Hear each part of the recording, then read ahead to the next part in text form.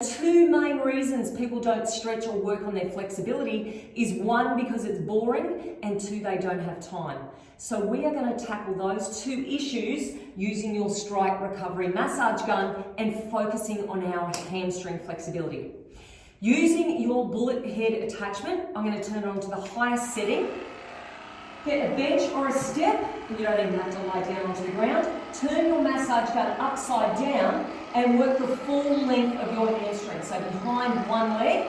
Do that for about 60 seconds, putting as much pressure as you can handle. And then on that same leg, we're going to work into a stretch. Pull the toe back, belly in, back nice and flat, and gently try to push down through this knee, making sure you're feeling stretch through the back of your leg and not your lower back. If that's too much of a stretch, bring your chest up. So hold that for about 60 seconds.